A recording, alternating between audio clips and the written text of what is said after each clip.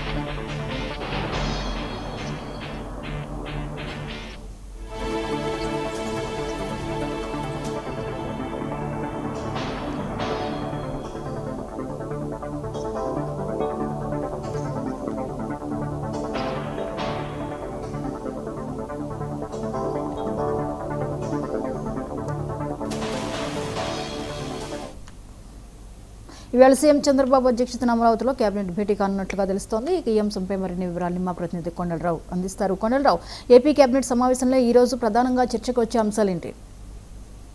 Good morning జ్యోతి. అమరావతిలో cabinet సమావేశం జరగనుంది. ఉదయం 10:30 సచివాలయంలో ముఖ్యమంత్రి చంద్రబాబు నాయుడు అధ్యక్షతన ఈ భేటీ నిర్వహించనున్నారు.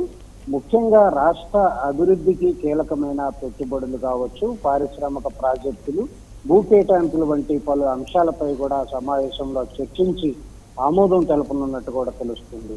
ఈ సమావేశంలో 17వ SIBP ఆమోదించిన ప్రతిపాదనలు కేబినెట్ గ్రీన్ సిగ్నల్ ఇవ్వనట్టు కూడా సమాచారం ఉంది. మొత్తం 25 ప్రాజెక్టులకు సంబంధించి 2,000 కోట్ల పెట్టుబడులు ఆమోదించే అవకాశం కూడా ఉన్నట్టు కూడా తెలుస్తుంది. మరోవైపు రాష్ట్రానికి భారీ స్థాయిలో పెట్టుబడులు రావటంతో పాటు వేలాది ఉద్యోగాలు కూడా సృష్టించనున్నాయని ప్రభుత్వం భావిస్తున్న నేపథ్యంలో విశాఖపట్నంలో 1,00,000 కోట్ల వ్యయంతో ఏర్పాటు చేయనున్న రిలయన్స్ డేటా సెంటర్ ప్రాజెక్టుకి కేబినెట్ ఆమోదం తెలపనుంది. ఈ ప్రాజెక్టు ద్వారా IT, డిజిటల్ మౌలిక వసతుల రంగంలో విశాఖకు మరింత ప్రాధాన్యం పెరగనున్నట్టు కూడా తెలుస్తుంది. అలాగే సత్యసాయి జిల్లాలో 51,000 కోట్లతో భారీ సోలార్ పవర్ ప్లాంట్ ఏర్పాటుకు కూడా ఈరోజు కేబినెట్ గ్రీన్ సిగ్నల్ ఇవ్వనట్టు కూడా తెలుస్తుంది. మరోవైపు కడప జిల్లాలో అదానీ హైడ్రో ఎనర్జీ సంస్థ చేపట్టనున్న 12,000 కోట్ల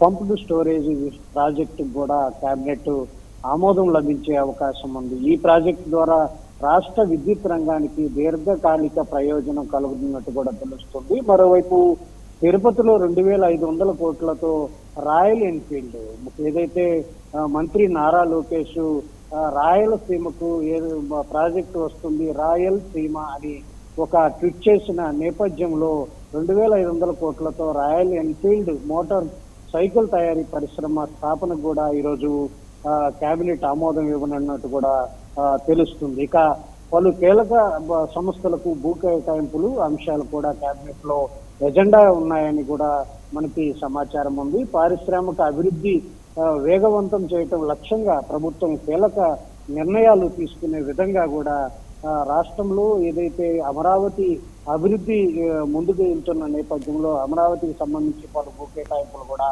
ఈ కేబినెట్ లో ఆమోదం తెలుపనున్నట్టుగా కేబినెట్ అనంతరం ముఖ్యంగా చర్చించే విషయంలో ప్రధాని నరేంద్ర మోడీ ఇటీవల చేసిన పొదుపు చర్యల సూచనలపై కూడా కేబినెట్ సమావేశం అనంతరం ప్రత్యేకంగా ముఖ్యమంత్రి మంత్రులతో కూడా చర్చించే అవకాశం కూడా ఉన్నట్టు కూడా తెలుస్తుంది. ప్రభుత్వ వ్యయ నియంత్రణ, వనరులు సమర్థ వినియోగం సమీక్ష కూడా నిర్వహించే అవకాశం ఉంది. ఈ సందర్భంగా మంత్రులు, ఎమ్మెల్యేలు తన కాన్వాయ్ను కూడా భద్రతా సిబ్బంది వినియోగంలో జాగ్రత్తలు పాటించే విధంగా కూడా సీఎం దిశానిర్దేశన చేయనున్నారు. ఇప్పటికే ముఖ్యమంత్రి చంద్రబాబు నాయుడు కావచ్చు, ఉప ముఖ్యమంత్రి పవన్ కళ్యాణ్ కూడా తన కాన్వాయ్లో 50% వెహికల్స్ ను కూడా తీసివేసిన నేపథ్యంలో ప్రభుత్వ ఖర్చు నియంత్రణలో భాగంగా ప్రజలకు కూడా సీఎం కీలక సూచనలు చేసే అవకాశం ఉన్నట్టు కూడా నిన్న ఏదైతే ఒక ప్రాజెక్టు భూమి పూజలో చంద్రబాబు నాయుడు కీలక ప్రసంగం చేసిన నేపథ్యం ఉంది. 50% ఏదైతే 2 రోజుల్లో నేను కూడా కీలక నిర్ణయం తీసుకుంటానంటే కూడా చెప్పిన నేపథ్యంలో మంత్రుల దగ్గర ఈ పొదుపుకు సంబంధించి కూడా చర్చించే అవకాశం ఉంది. అవసరాన్ని బట్టి సీఎం చంద్రబాబు నాయుడు ప్రస్తావించే విధంగా కూడా అడుగులు ముందుకేస్తున్న నేపథ్యంలో ఈ రోజు కేబినెట్ లో ప్రధానంగా ప్రధానమంత్రి మోడీ చేసిన కామెంట్స్ పై కూడా చర్చ జరిగే అవకాశం ఉంది. ఈ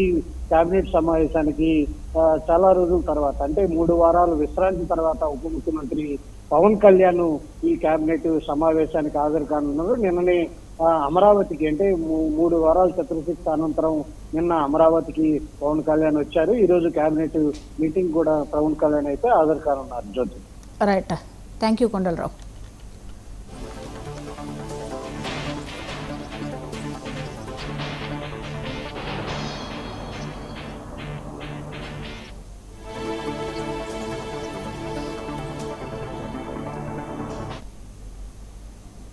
ఏపీలో సైబర్ నేరాల నియంత్రణ వ్యవస్థపై సీఎం చంద్రబాబు సమీక్ష నిర్వహించారు. ఆర్థిక నేరాల నియంత్రణకు యాక్షన్ ప్లాన్ రూపకల్పనపై చర్చించిన ఆయన ఇతరుల బ్యాంక్ ఖాతాలను సైబర్ నేరగాళ్లు వినియోగించకుండా చర్యలు తీసుకోవాలని అధికారులను ఆదేశించారు. Golden hour, AP cyber policy తదితర అంశాలపై సమాలోచనలు. సైబర్ ఆర్థిక నేరాలకు సంబంధించి బాధితుల నుంచి 9,29,000 కాల్స్ వచ్చినట్లు అధికారులు సీఎంకి తెలిపారు. ప్రస్తుతం ఇన్వెస్ట్మెంట్ ఫ్రాడ్స్ అతిపెద్ద ఆర్థిక నేరంగా మారిందని సీఎంకు వివరించగా దానిపై తక్షణ చర్యలు తీసుకోవాలని చంద్రబాబు సూచించారు.